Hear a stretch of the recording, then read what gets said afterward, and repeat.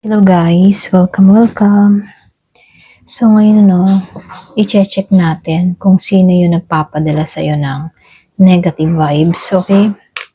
So i-check natin dito ngayon kung sino ba yung nagpapadala sa'yo ng negative vibes. Ayan. So i-start na tayo. So be open-minded, hindi po halos lahat makaka-resonate. Thank you nga po pala sa mga nagsusubscribe, sa mga bumabalik. Maraming salamat. So, sino to nagpapadala sa'yo ng negative vibes? Give me the message. Sino ito nagpapadala sa'yo ng negative vibes? Give me the message. Sino itong nagpapadala sa'yo ng negative vibes?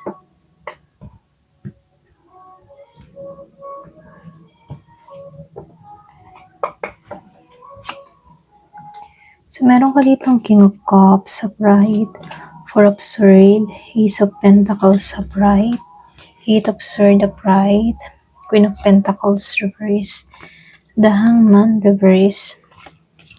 So, meron akong nakita dito, Pisces, merong Gemini, Libra, and Aquarius, Virgo, Taurus, Capricorn. So, malakas ditong Scorpio, Cancer, and Pisces, water sign, yung iba sa inyo. Meron din akong nakikitang fire sign, mga ilan, Aries, Leo, Sagittarius, okay? So, ayan, ito rin nakikita ko. Halos lahat dito, mas malakas lang dito ang air sign, Gemini, Aquarius, and Libra. At water sign, Scorpio, Cancer, and Pisces. Then, nakikita ko rin dito, earth sign, Virgo, Capricorn, Taurus. Mga ilan lang ang fire sign, okay? So, start na tayo. So, dito, lumalabas dito. Yung iba sa inyo, hindi lang to basta inggit ha. Nakikitaan ko dito, meron tong personal and emotional na pinanggagalingan kung bakit to nagkakaganito, okay? So, dito, nakikitaan ko dito si King of Cups. Kumbaga, itong tao na to, siya yung tipo ng tao na emotionally controlled, okay? Kumbaga, sa labas, okay siya, pero marami tong mga kinikimkim na sama ng loob. So, meron tong yung tipo na mukhang mabait, mukhang maunawain, yung bang tipo na kala mo okay lang palagi, pero meron tong mga hindi sinasabi, okay? So, dito, nakikitaan ko rin dito si Knight of Cups dito. And then, nakikitaan ko rin dito si Knight of Pentacles dito sa dulo, okay? Ayusin ko lang, ayan, para kita nyo. Ayan.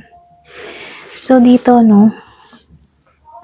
meron tong romantic or emotional attachment sa'yo.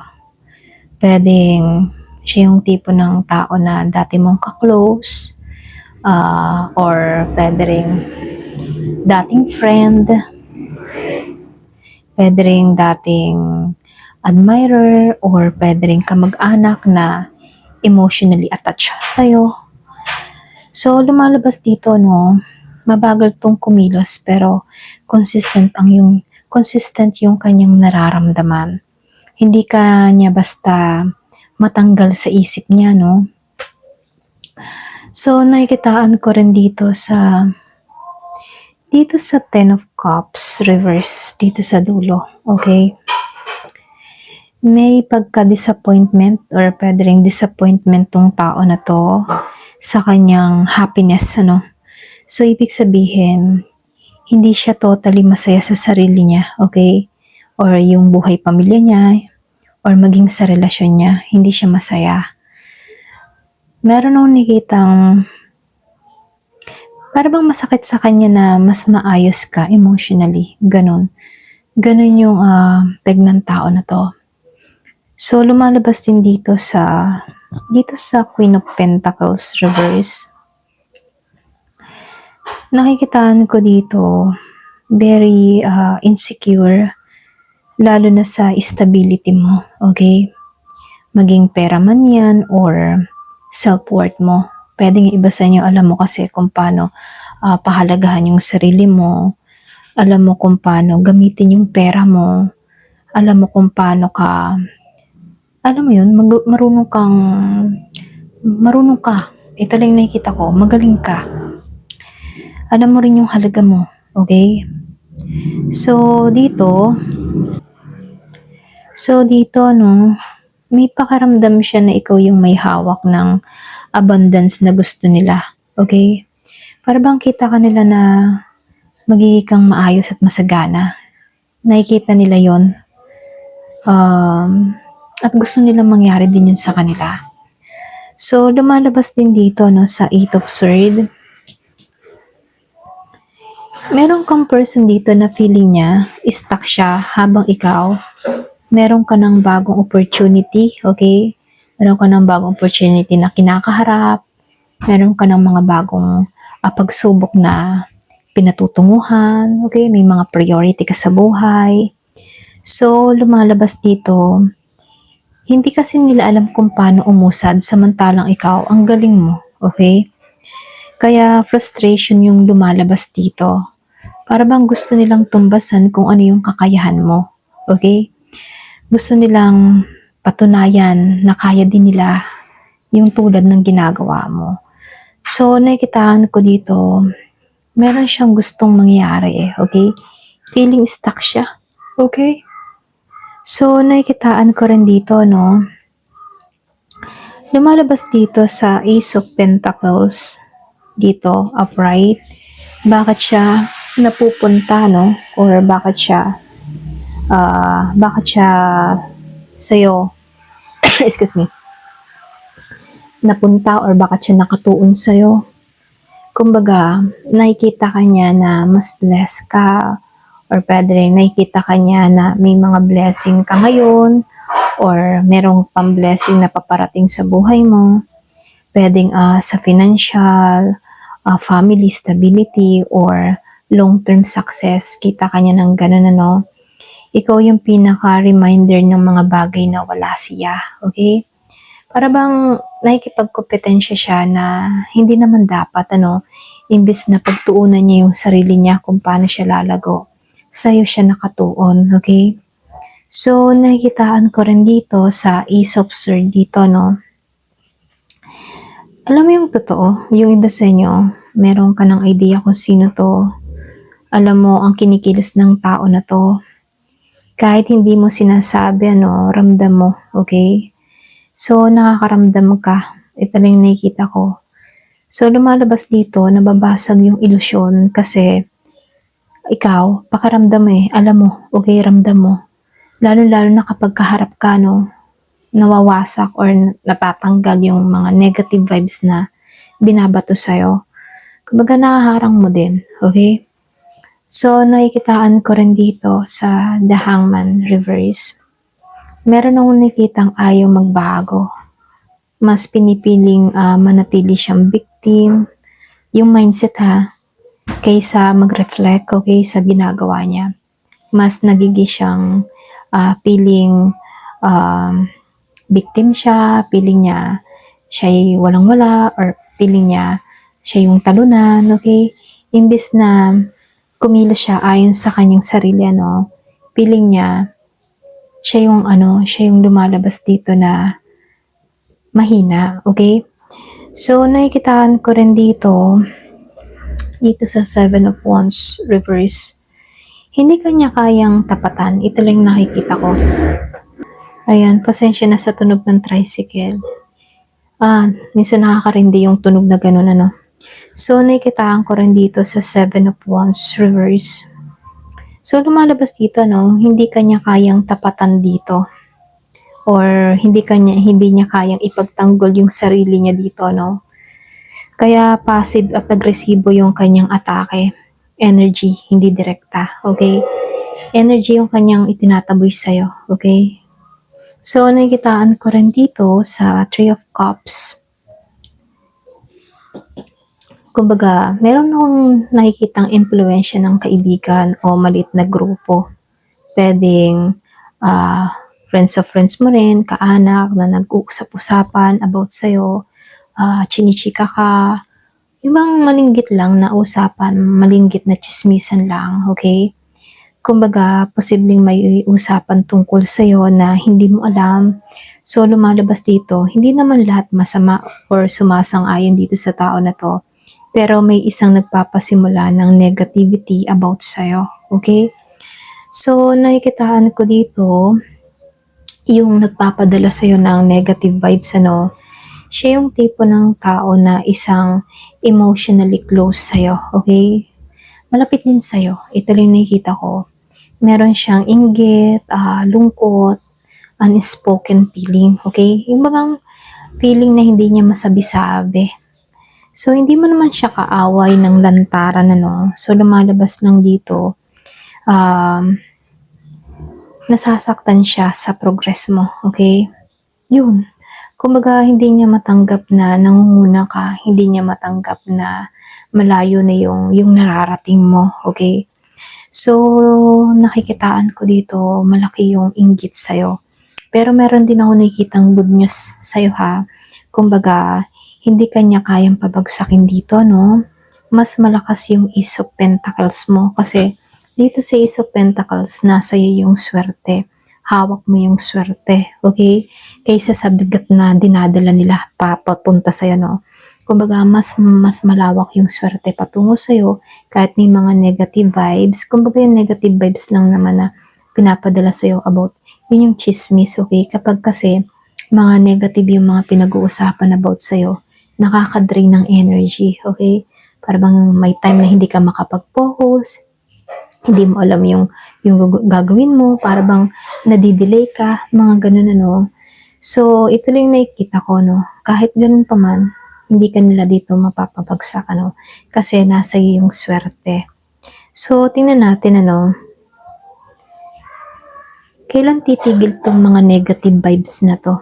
Ayan. So, tingnan natin kung kailan ba to titigil. Kailan titigil tong mga negative vibes nila. Give me the message. Kailan titigil yung negative vibes? Give me the message.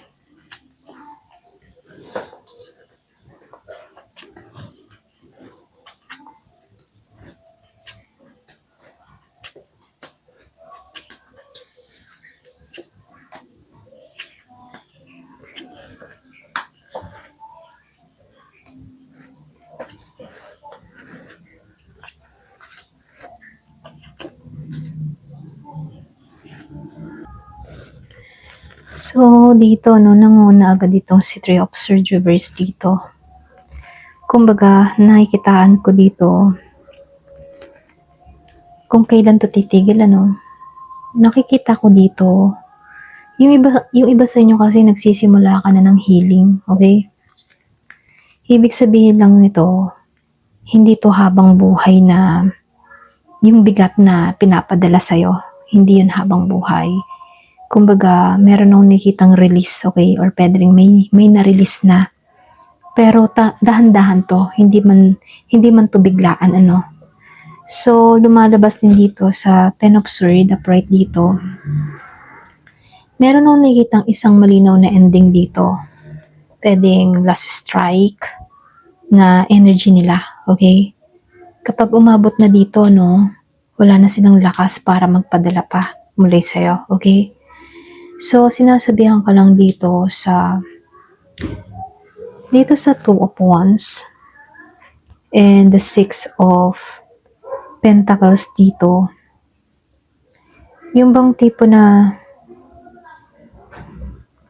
sinasabihan ka dito na pwedeng lumabas to 2 to 6 weeks mula ngayon, okay? So, nakikitaan ko dito, ikaw yung magdidesisyon, ikaw yung magsiset ng boundary, at ikaw yung kusang, yung magtipo na ikaw yung kusang gagawa ng paraan dito na kung saan sila yung lalayo, okay? So, nakikitaan ko dito kung bakit titigil tong tao na to. Kasi dito sa Queen of Wands, kumbaga, sa Queen of Wands, ano, lumalakas kasi yung aura mo. Mas confident ka, mas radiant ka. Kapag ganito kasi, hindi nakakadikit yung mga negative energy, okay? So, nakikitaan ko rin dito yung strength reverse. Sinasabihan ka dito, sila yung mauubusan dito. Emotional strength or lakas dito at hindi ikaw, okay? So, pagod na sila magpadala ng mga bigat na energy sa'yo. Then, nakikitaan ko rin dito sa Knight of Wands reverse. Mawawalan na to ng impulsive reaction nila, okay? Kumbaga, titigil na yung mga padalos-dalos na emotion. So, nakikitaan ko rin dito, yung magpapabilis ng pagtigil dito ay ditong si Page of Swords, okay? Kumbaga, dito sa Page of Swords reverse, iwasan mo yung explain mo yung sarili mo. Iwasan mo ikwento yung mga nararamdaman mo. Huwag kang pumatol sa chismis or sa mga parinig-parinig, So, kasi kapag hindi mo to pinapansin, ito yung lakas mo, okay? Kasi pinapakita mo lang sa kanila na hindi ka apektado, okay? So, nakikitaan ko rin dito sa judgment, kumbaga, dito sa judgment, naka-reverse si judgment dito. So, dito, sinasabihan ka dito na iwasan mo na mag-apology or wag mong asahan yung apology or closure galing sa kanila, So, kapag binitawan mo kasi yung expectation, mas mabilis matatapos to. So, nakikitaan ko rin dito sa The Hangman reverse, once na tumigil ka sa kakaintay or pangunawa sa kanila, doon na matatapos, okay? So, nakikitaan ko rin dito, yung resulta dito dahil lumabas itong si Ten of Cups. Kumbaga dito, nakikitaan ko dito, matatagpuan mo yung emotional peace mo, yung masayang family, genuine na happiness, hindi pilit, okay? So, nakikitaan ko rin dito sa Ace of Cups reverse, ito yung emotional detox, okay? Kumbaga, hindi mo na sila papapasukin uli sa puso mo, okay? So, nakikitaan ko dito, titigil yung negative vibes dito pamala 2 to 6 weeks, okay? Mas pinipili mo na kasi yung sarili mo, hindi ka na emotionally available sa kanila. Tahimik ka pero nakikitaan ko ditong matatag yung boundaries mo, okay? Ayan, hanggang dito na lamang po. Thank you for watching. Love and peace.